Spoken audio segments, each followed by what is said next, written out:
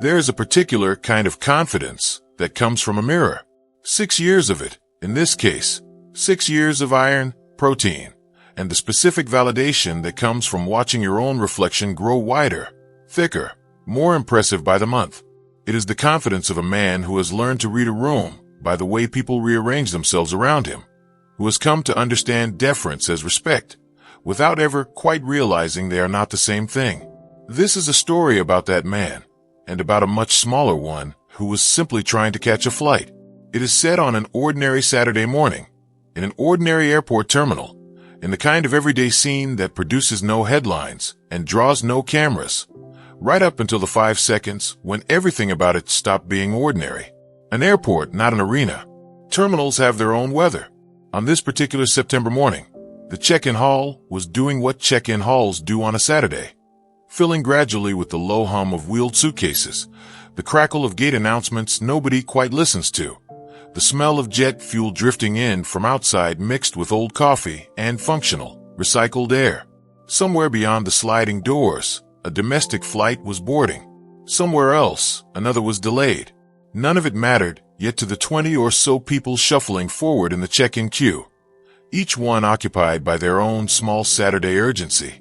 Third in that line stood a compact man in a black leather jacket, dark trousers, sunglasses pushed low against the glare through the terminal windows. He carried a single gray suitcase, and the unhurried patience of someone who has waited in a great many lines and made peace with the process. A few heads turned as he passed, a flicker of recognition, a murmur about a television show, nothing that demanded his attention, and he let it pass over him the way weather passes over a stone. He was, in this moment, nothing more than a passenger, a man with a flight to catch and nowhere particular to be until then. He did not know, and had no reason to expect, that the next few minutes would end up being told and retold for decades. He had spent the morning the way he spent most mornings, awake before dawn, through a run, through pad work, through the specific repetition that most people never see, and that never makes it into any film reel. His knuckles still carried a faint ache from the previous day's drills. His shoulders were tired in the particular way that comes from disciplined, unglamorous work rather than performance. None of that showed. What showed, to the casual eye passing him in the queue, was simply a compact man in a leather jacket, waiting his turn like everyone else. That was, in a sense, the whole point of the years behind him. Whatever had been built through 2 decades of daily practice did not announce itself in a waiting line.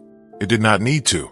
It only needed to be there when called upon, the way a well-maintained structure only needs to be tested during a storm, not before one. The man who never had to wait. The second man arrived later, moving through the terminal with the specific, unbothered momentum of someone whose size has always done a great deal of his negotiating for him. 6 years in the gym had built him into something formidable to look at, broad through the chest, arms that strained the sleeves of his shirt even in the cool of an early autumn morning, the kind of build that draws a second glance in any room. He was an amateur competitor, well regarded on the regional circuit, accustomed to walking into spaces and watching them make way for him without a word ever needing to be exchanged. He had never had to ask anyone to move. People simply moved. That had been true in the gym, true at competitions, true walking down any street in his city, and it had quietly hardened, over 6 years, into something he mistook for a fact about the world rather than a fact about physics, the ordinary, unremarkable tendency of smaller bodies to make room for larger ones. He had never needed to learn the difference between being respected and being merely accommodated, because from where he stood, the two looked identical. He was running a little late. So was his training partner, a step behind him, cut from similar cloth. Together they moved down the check-in queue the way a large vessel moves through a narrow channel, not by asking to pass, but simply by being large enough that passing was assumed. It is worth pausing on how ordinary this instinct felt to him. He had never been taught, in any explicit sense, that his size entitled him to move through the world this way. Nobody had ever sat him down and told him that broad shoulders came with the right of way. It had simply been demonstrated to him, thousands of times, in the wordless choreography of public space. The way people angle their bodies a few degrees earlier when they see him coming, the way conversations quiet slightly as he passes, The way doors seemed to open a fraction sooner. 6 years of that kind of unspoken feedback will teach a man almost anything, including things that are not true. He shouldered past a businessman who stepped aside without protest. He shouldered past an older woman who pulled her bag tighter and said nothing. And then he reached the man in the leather jacket and applied exactly the same wordless pressure he had applied to everyone else that morning. For the first time all day, it did not work. A push that found no purchase. The smaller man barely seemed to notice. He shifted his weight by some small number of degrees, and the push that should have moved him found nothing to move. No resistance to fight against, no compliance to reward. He continued looking toward the counter as though nothing at all had touched him, because in any meaningful sense, nothing had. The bodybuilder stopped. This had never happened before. Not like this. Not from someone this size. He looked at the man with the particular confusion of someone whose arithmetic has just failed to produce the expected answer, uncertain whether to redo the sum or simply insist louder on the original result. Hey, I need to get through. Big guy coming. Move it. The words carried the easy, patronizing patience of a man explaining something obvious to someone he assumed was slow to understand it. He expected one of the usual responses, an apology, a shuffle sideways. The reflexive yielding his size had trained the world to offer him without argument. He did not get it. The smaller man turned, not hurried, not defensive, simply complete. The unbothered turn of someone who is not afraid of what they're about to face. He lifted his sunglasses off, folded them, and tucked them into his jacket pocket with the same unremarkable care he seemed to bring to everything. The line is for everyone, he said. His voice did not rise. It did not need to. Wait your turn. The bodybuilder blinked. He looked the smaller man over, really looked, the way his 6 years of training had taught him to size people up, and ran the comparison automatically. 140 pounds, maybe. Arms that were, by his own private measure, unremarkable. Everything he had learned to trust told him this person should already be stepping aside.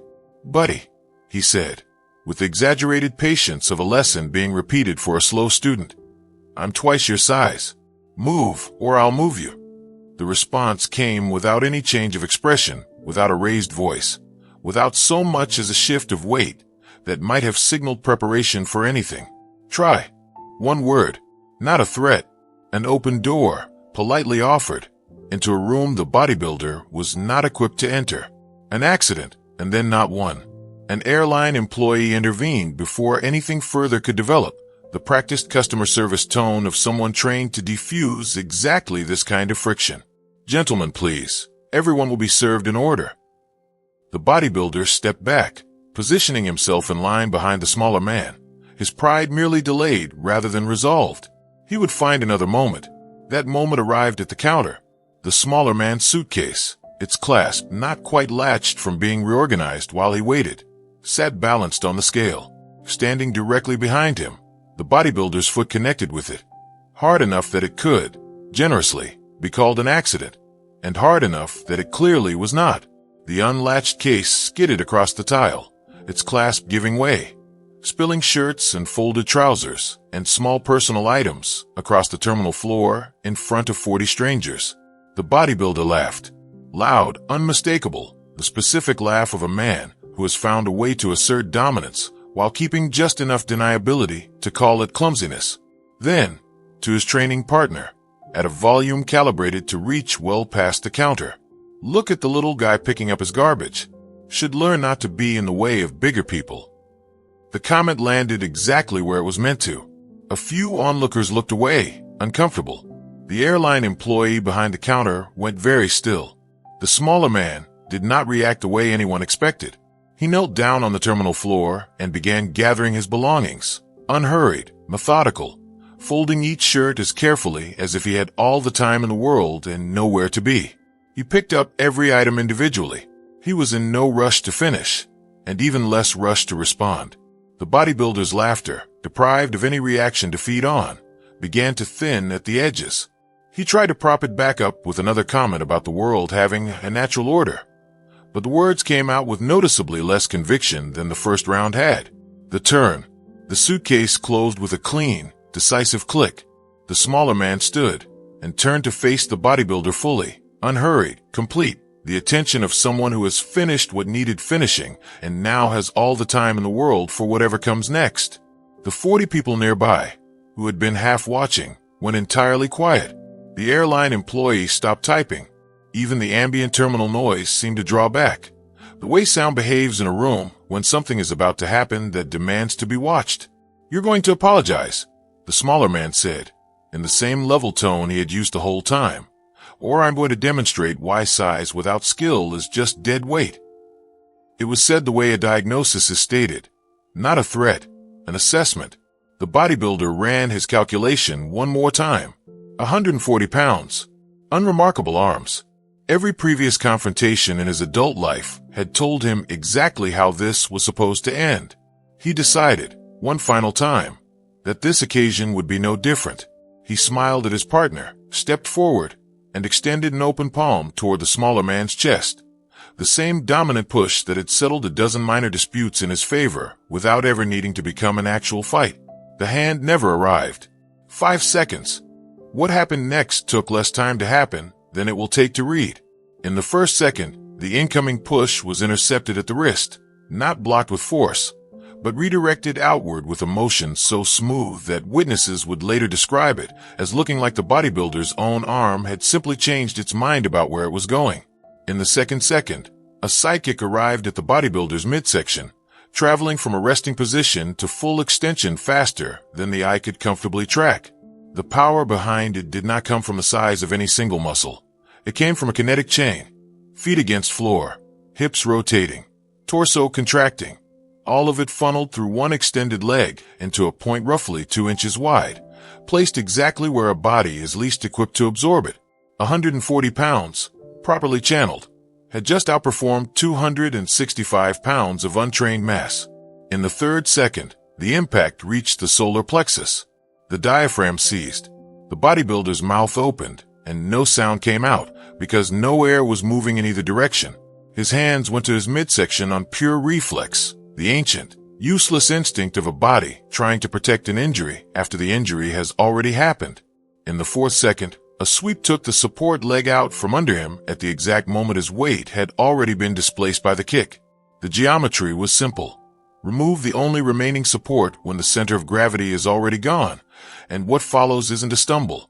It's a collapse. In the fifth second, 265 pounds met the terminal floor with a sound that seemed to travel through the building itself. He landed on his back, arms and legs sprawled, fully conscious and entirely unable to do anything about the floor, the absence of breath, or the 40 people now staring down at him. The smaller man did not follow him down. He did not stand over him. He said nothing at all. He simply turned back to the counter, picked up his suitcase, and addressed the agent as though nothing unusual had occurred. "Excuse the interruption. My bag should be within the weight limit." The agent, hands not entirely steady, checked the scale. "Yes, well within it." She printed the boarding pass. He thanked her and walked toward the seating area, in no more hurry than he had been in all morning. What was left on the floor? Behind him, the bodybuilder spent nearly 2 full minutes simply trying to breathe again. When he finally managed to sit up, his companion crouched beside him asking questions he could not yet answer, because answering required air, and air was arriving only in small, painful increments. When he finally stood, unsteady, he looked around the terminal, not to continue anything, but with the expression of a man who has just had a foundational belief corrected in the most direct way available, and is still in the earliest stages of absorbing it. For 6 years, he had believed that size was, on its own, a reliable source of power in any physical confrontation. That belief was now simply gone, removed with the same economy that had removed everything else that morning. What would replace it? He did not know yet.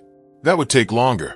3 strangers approached the smaller man while he waited for his flight. One was a martial arts instructor who had never in 15 years of teaching seen a cleaner demonstration of economy of motion, and who left with a notebook full of questions. One was a young woman who had been standing behind him in the queue, watching the bodybuilder push past everyone ahead of her and quietly dreading her own turn. She simply wanted to say thank you. And one was an older man, a veteran of real combat decades earlier, who had never in 15 years of teaching seen a cleaner demonstration of economy of motion, and who left with a notebook full of questions. One was a young woman who had been standing behind him in the queue, watching the bodybuilder push past everyone ahead of her and quietly dreading her own turn. She simply wanted to say thank you. And one was an older man, a veteran of real combat decades earlier, who recognized something the others hadn't. Not the technique itself, but the discipline of stopping the instant the threat ended, rather than continuing past the point of necessity.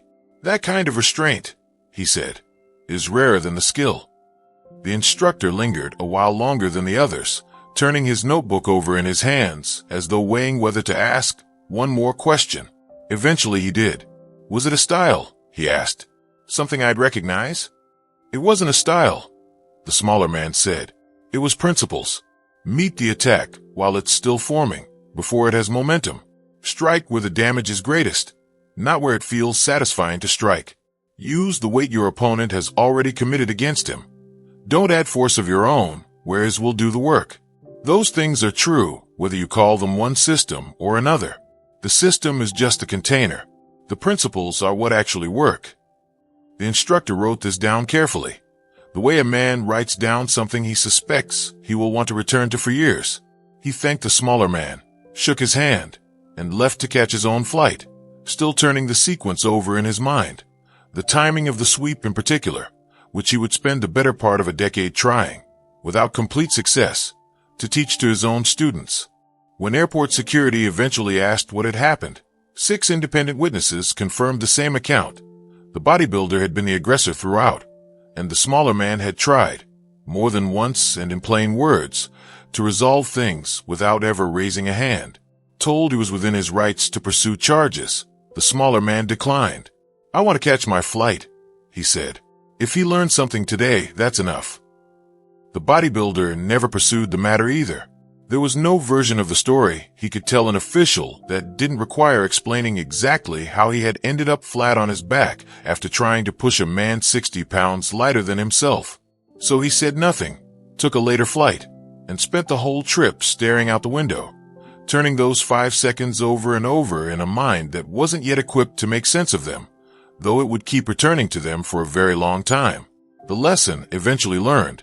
In the weeks that followed, the bodybuilder returned to his usual gym, to his usual routines, and found that something in him had quietly stopped fitting the old shape of things. He kept catching himself, mid-set, running the same comparison he had run in the terminal, size against skill, mass against coordination, and finding that he no longer trusted the old answer automatically. He began, almost without deciding to, watching the smaller, wirier men at the edges of the gym who trained differently than he did. Boxers shadowboxing in a corner, a wrestler drilling takedowns with a partner half his own bodyweight advantage. He had spent 6 years not really seeing those people. Now he could not stop seeing them. Some years later, a fitness magazine ran an anonymous interview with a competitor describing a public humiliation that had taught him, in the space of a few seconds, the difference between a body built to look dangerous and a body actually capable of danger. I'd spent 6 years building something that looked powerful, he said. I found out in 5 seconds that looking powerful and being powerful are 2 completely different things. He didn't say a word afterward. He picked up his boarding pass and walked away like it was nothing, because to him, it was nothing, just something that needed dealing with before his flight. I'd spent 6 years thinking my size made me dangerous. To him, my size was just a Tuesday morning at the airport. He described taking up boxing training not long after, not to become a fighter, but to finally understand the difference between muscle that merely performs, admired in a mirror, and muscle that actually functions under pressure. The smaller man, for his part, was later asked in an interview about the gap between gym strength and real combat strength, and gave an answer that has outlived the specific incident that prompted it. Large muscles can generate real force in isolated movements, a bench press, a curl, a squat. Those are genuinely impressive in their own context. But a fight is not an isolated movement. A fight is a kinetic chain, the whole body coordinating within a fraction of a second, each part contributing to a total force no single muscle group could produce alone. He could very likely bench far more than I ever could. That's real. But he had never trained his body to move as one connected system in a strike. So in the moment that mattered, the muscle was there and the coordination simply wasn't. And coordination was the only thing that mattered. He paused before adding the line that people would remember longest. People train to look strong because looking strong gets a reaction. In the gym, in the mirror, in public. That reaction feels like power.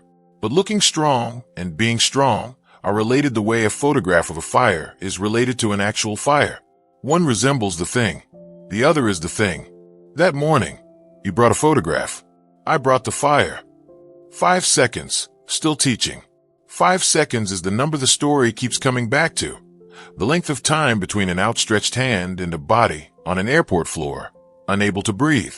5 seconds that contained, in miniature, the entire argument between size and skill, between visible mass and trained precision, between a body used as a display and a body used as an instrument. It happened in the least dramatic setting imaginable. A check-in line on an ordinary Saturday, a gray suitcase, a boarding pass, a man who simply had somewhere to be and something small in his way that needed sorting out before he got there. One of them had brought 6 years of work. The other had brought 20. The difference between those two kinds of work needed no further explanation once it had played out in front of 40 strangers. And somewhere in gyms and locker rooms everywhere, whenever the size of a muscle gets mistaken for the capability of the body carrying it, the same lesson is still quietly waiting to be learned, usually by someone who has not yet had their own 5 seconds. This piece is a dramatized, fictionalized narrative built around a widely circulated martial arts legend. It is written as a story, not as a documented historical account.